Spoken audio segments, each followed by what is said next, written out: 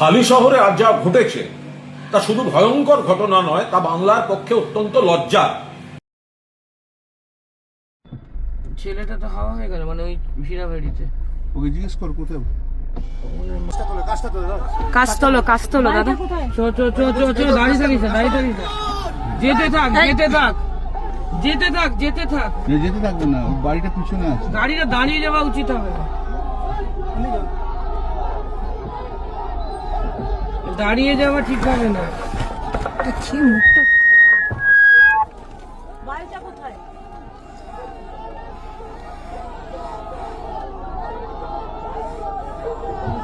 বাড়িটা কোথায় শুনিয়া? আর ডান দিকে চল।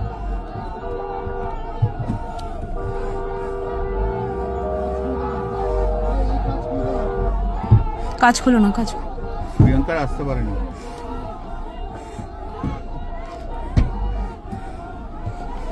এটা এত সন্ত্রাস, মানে জেনি কেউ সরিয়ে দিয়েছে।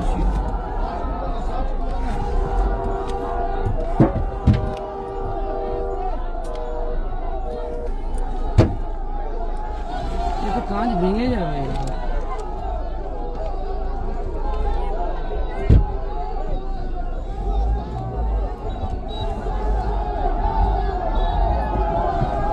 বাড়িটা কোন দিকে? এটা কে মারছে রে? জানি না, ওই ছেলেটা তো হারিয়ে ফেলল।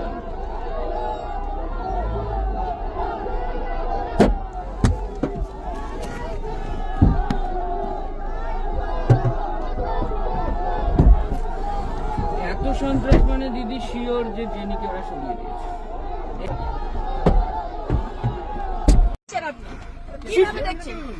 এই যে এখানে চিফ মিনিস্টার আর বিজেপি সন্ত্রাস চলছে।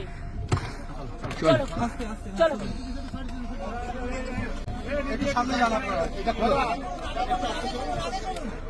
ওটা তুলে দাও। কাজটা তোলো, কাজ। দিদি কাছে তুলে দিই। পাথর মেরেছে, এত ভয় পাই। আমি বেরোবই, আমাকে আটকানো যাবে না, এটা আমার গণতান্ত্রিক অধিকার। চুপ কর। ভয় পাচ্ছে তার কারণে ওদের মুখোশ খুলে যাবে। চলো দেখা করেছে।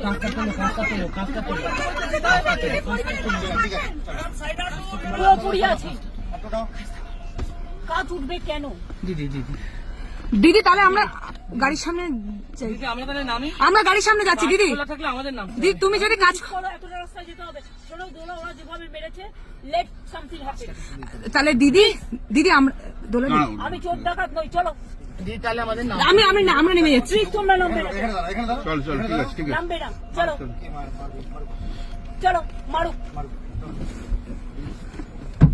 একটু ভিডিওটা অন কর, ফোন ভিডিও। চলো ডান দিকে। তুমি পিছনটা তো না, আমি সামনেটা তুলছি। পিছনে লোকগুলোর মুখটা তো না।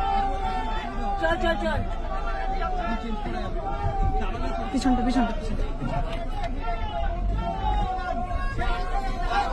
যে কটা দৌড়াচ্ছে সব কটা মুখ তুলি।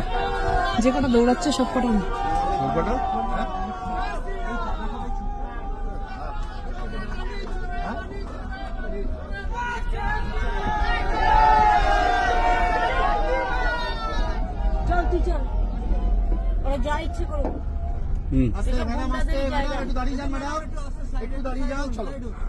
ওরা যা করে তুলতে পারবে, ওরা যা।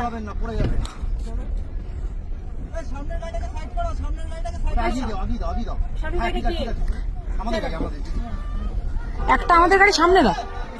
এইটা কিসের গাড়ি? এটা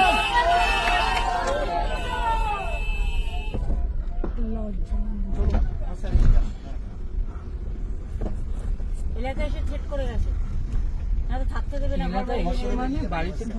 চল সামনে গাড়িটা তোমাদের? হ্যাঁ সামনে গাড়িটাকে জোরে চালাতে বলো। ওকে টানতে বলো। জোরে বলো।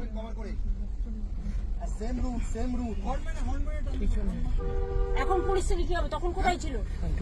পুলিশ কোথায় ছিল? ফোনটা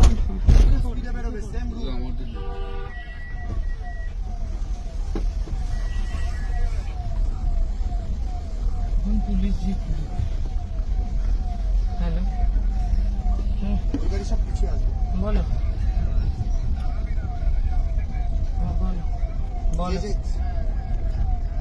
আমরা বেরিয়ে আসছি। প্রিয়াঙ্কারা কোথায় রে? আপনারা দেখুন আমার গাড়িটা এত বড় বড় ইট মেরেছে, এত বড় বড় পাথর এই মেরেছে। যে দিদি 2-3টে সিকিউরিটির জন্য আমরা বেঁচে গেছে আছি, না হলে এই পুলিশের হাতে, লোকাল পুলিশের হাতে আমরা শেষ হয়ে যেতাম আজকে। এই দেখুন হালি শহরে আজ যা ঘটেছে তা শুধু ভয়ঙ্কর ঘটনা নয়, তা বাংলার পক্ষে অত্যন্ত লজ্জা।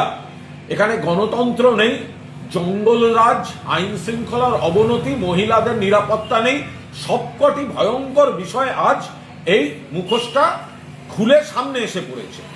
মমতা বন্দ্যোপাধ্যায় যাচ্ছিলেন এক কর্মীর বাড়িতে, লক আপ ডেটের অভিযোগ, দলের এক কর্মী পুলিশ হেফাজতে এত মারা হয়েছে যে মারা গেছেন। সেখানে তার স্ত্রী অভিযোগ করেছেন, প্রাক্তন মুখ্যমন্ত্রী তার সঙ্গে কথা বলেছেন।